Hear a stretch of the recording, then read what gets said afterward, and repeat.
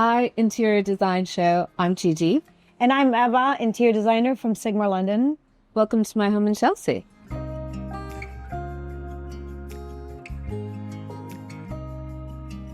At that time, a single woman trying to do a project on your own, getting a really good interior designer / in many ways project manager for me was essential. To revisit a project 8 years later and see that not only has things held up incredibly well, but also did it work? It's also vintage. We like that where I'm from because I do feel it's not about only sustainability, it's about soul.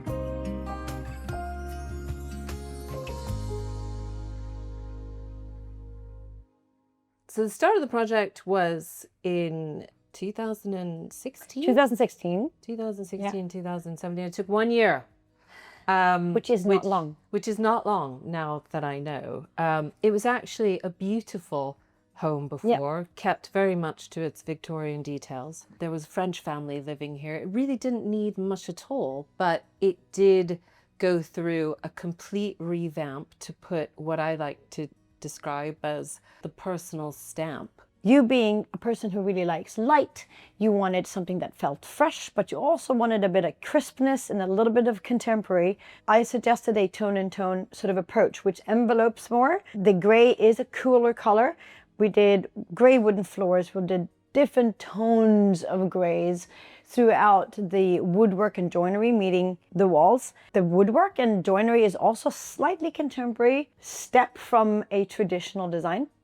And then it was about opening it up and continuing the light through and then framing the light. So that brings me to the doors because that was a conversation. When I first saw a mood board, which Ebba did for every single room, I didn't even really know what a mood board was at that stage, but it turns out it's a way to visualize what you're trying to do before you actually do it. It blends in colors and lighting and everything else. And when I first saw the proposal for these doors, I sort of thought, this is not Shoreditch or Soho, this is Chelsea, but actually now I love these doors.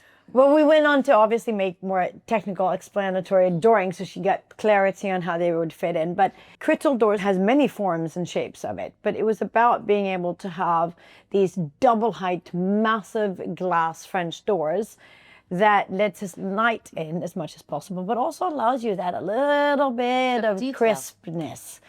And the brass handle is one of those. So if you look at the door, and it is black and it is metal, but if you add that little bit of brass handle, it ties in with the beautiful detail of a Carl Albrecht handle, which is a completely different cat of fish. I guarantee if you don't have an interior designer who knows you well and understands the project and your design aesthetic, I would have never really thought about getting handles like this, because this is, you know, a beautiful Austrian designer who has made several pieces, from the candleware to some of the brass book holders. This, as Ebba just said, it is a bit like jewelry. One doesn't really think about that when you're the owner of the house. You're not thinking about how do I embellish with these small details. But also tactility is as you grab it. Oh, yeah, it's beautiful on the fingers. Feels good on your hand. It's beautiful on the hands. And the amount of compliments you get for these very small details that generally get overlooked. Would you rather sort of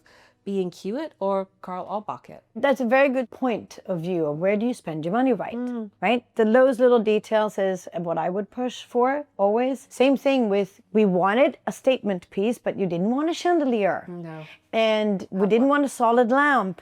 We wanted something else. And to create a chandelier effect with these Michael Anastasiadis gilded ball lights was, I think, one of the best accessories. One of the best. Yeah. One of the best. This whole area, in fact, the amount of compliment. What is this called again? A boo? This is a banquette. A banquette.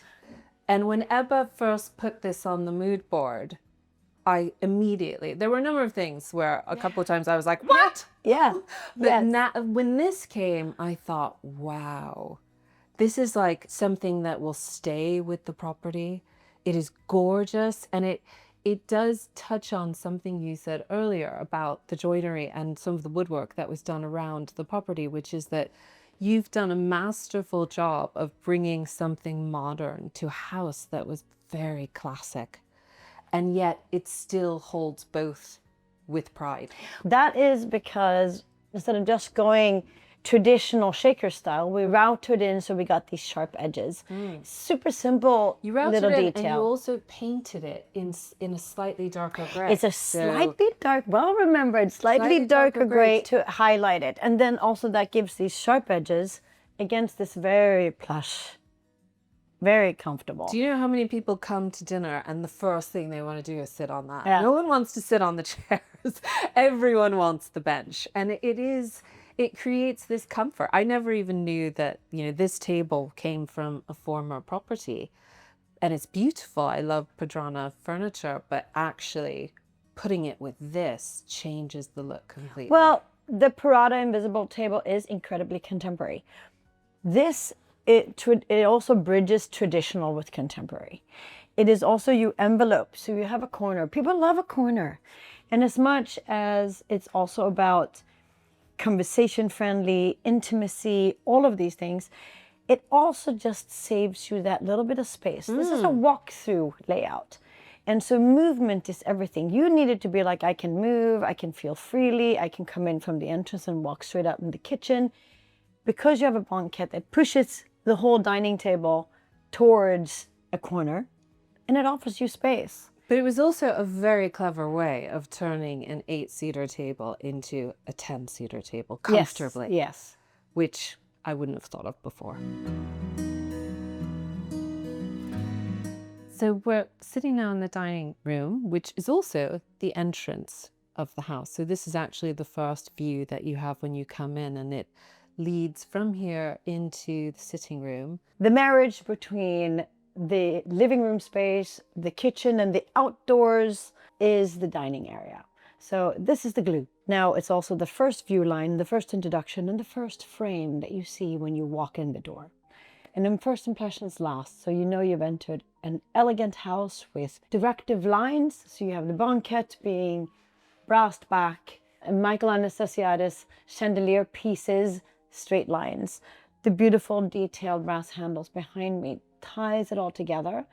The warmth of the natural wood table and the leather seat is also what welcomes you in. But in general, it's a luxurious introduction, something that feels welcoming.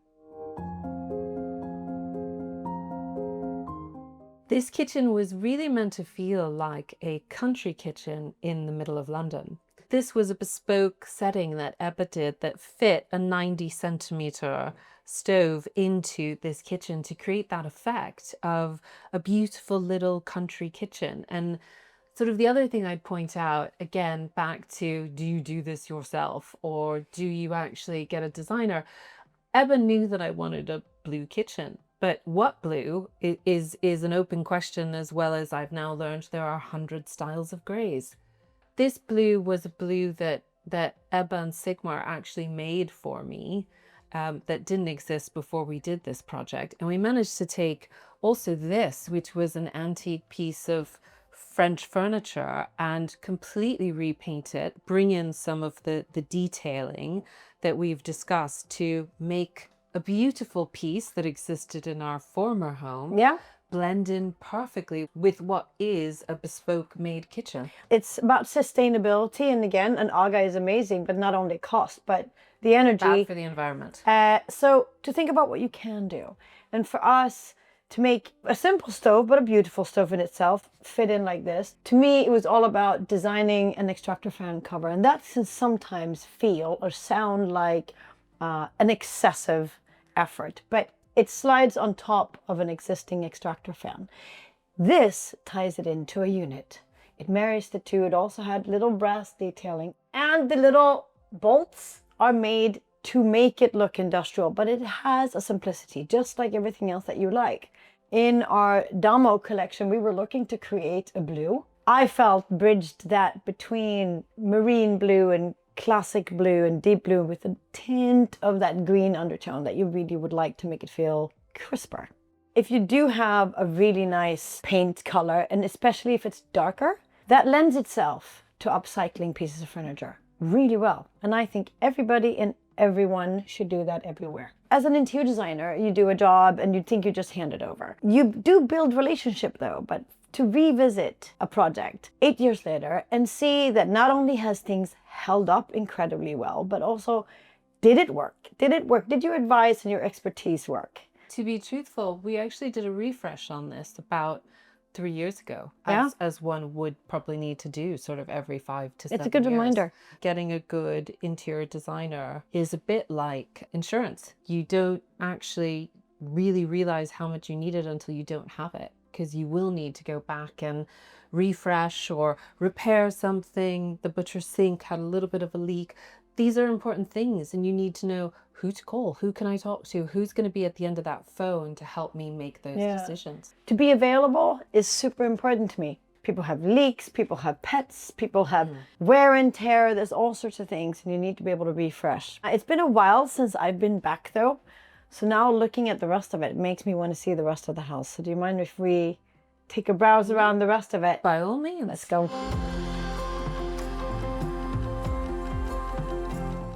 So I think we met 20 years ago. Yes, 20 years ago on a flight. On a plane to Spain. Yeah. Literally, we sat next to each other. Ebba had done a couple of projects with me previously that were more, I would put them in the category more of like refurbishments, a couple of rooms and refurbs of properties that I had in the past. But when it came to Chelsea, this was a really big deal for me. It was my first sort of single property, a full refurb. I knew that I needed someone who knew enough about my life, that they knew how I lived, how I worked, but also knew enough about my heritage and history. So I'm half Scandinavian, part South American, and having someone who understood my design sort of aesthetic and preferences, as well as how I live as a person, was critical to that choice, and I don't regret it for a second. I think as an interior designer approaching this, where we had to honor the envelope of the Victorian building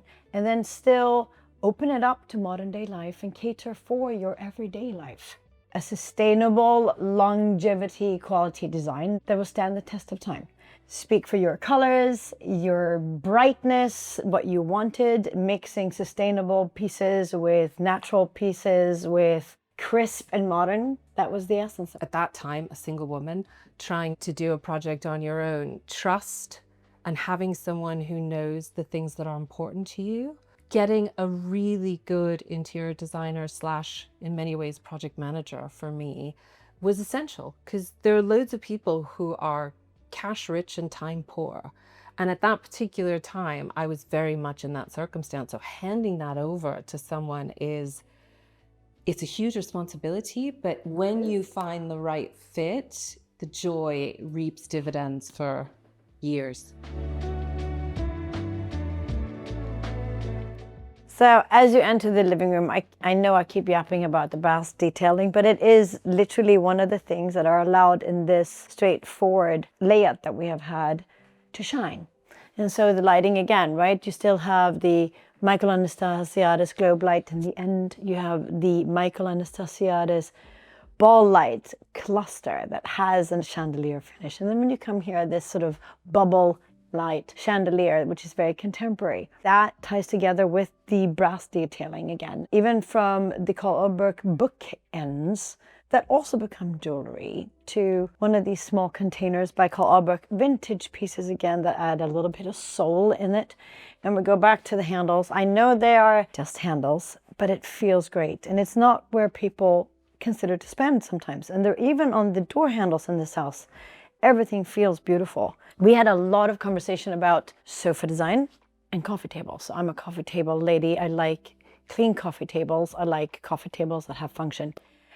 I think I had never experienced the need for feet up on, because I'm a tiny person. As you can see, I sit like this, or I sit up curled up in a corner.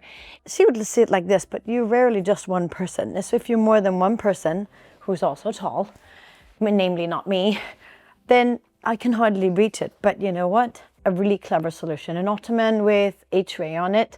It works for a reason, people. And I've learned my lesson, so now I'm the richer for it. As watching TV is not everything you do in a living room. It's also about, well, living room, family room, reception room, whatever you call it. It's about people. It's about conversation. And having conversation areas is important. This is a chair size that suits me a little bit more. It's also vintage. We like that where I'm from, because I do feel it's not about only sustainability, it's about soul. 1930s chairs are perfect for conversation. I'm perfectly comfortable, I'm perfectly enveloped. It's also allowing me to face the room. I feel that I'm participating and I can watch TV. I think that wherever I am in this house, it all boils down to still this open view line that is riddled with these small jewelry pieces that leads you straight outside to the garden wherever you are. So walking from the living room to the dining area, it reminds me to point out, so obviously the design itself of all the joinery is mirrored through both of the rooms on each side of this beautiful archway. But it's also the fact that the banquette, which is in between them, hides some very clever storage. So here underneath, very simple to access, is a little storage for shoes or whatever you want to store. Storage is everything to cater for everyday life. It really is a mantra. What do you do the first 30 seconds when you enter your house? You put away your keys, and if you're a person who uses sunglasses or glasses every day, why not put them on display? And to me, this is exactly what we did, and it's about catering for the person that you work for. Every day you can be like, right, I need to put my glasses on. If it's your everyday frame that you change, or if it's sunglasses, it doesn't really matter. But as you come in, you have it and it's on display because this is how you live. So let me take you down to garden level to go through the bedroom. So coming down the stairs, the first thing is a guest bathroom and the master bedroom. So the guest bathroom, just conveniently just as you come down the stairs, it's long and narrow, but it feels crisp, fresh, and warm. The master bedroom needed to feel enveloping and cozy. And so we worked with a really dark blue, which is brave sometimes, but this is such a beautiful dark blue. Color drenched, but combined a silk wallpaper with a painted wall. Built-in wardrobes that envelope a bed. It's not always for everyone, but it is a really practical way to do it. And if you color drench it, it becomes one with the room. It is also enveloping, and if you oversize the headboard, which we have with a beautiful silver fabric texture, again, it has its own identity, it feels cozy, and it's got elegance. So for this property, the larger master bathroom, we did as a walk-through bathroom with 2 task areas and a pocket door for the adjacent room. The adjacent room, obviously, with this kind of property, used to be a second bedroom. She wanted a dressing area. We walled and paneled the room with closets and practical, useful storage. We have complete openable sliding doors out into the garden. We're playing on the view through, even if the view through is a bathroom. It does bring the light all the way back into the master bedroom. Then we have small accent details, and guess what? It's brass.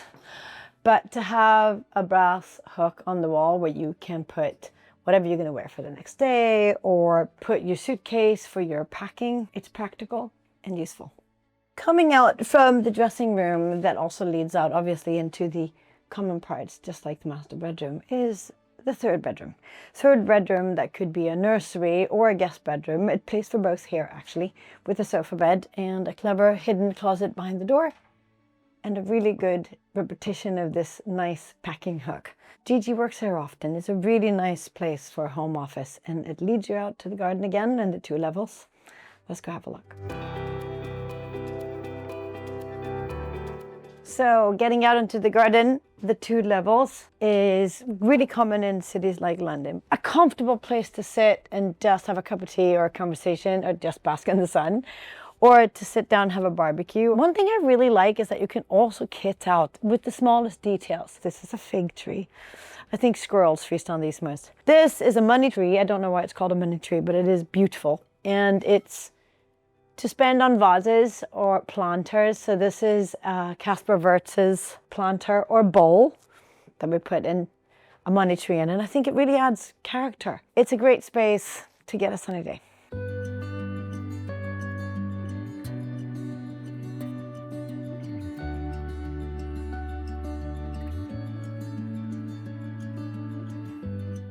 Thanks for coming. Hope you enjoyed the tour. And if you have any interior design questions about Sigmar London, check the details below. Bye. Hi Luxury Home Show. I'm Sasha Berger, founder of Honeybee Interiors. Welcome to the Highgate project in North London. I'd love to show you around. Come in. The client and me were totally aligned and had the same vision, so it was really collaborative and great fun to work with.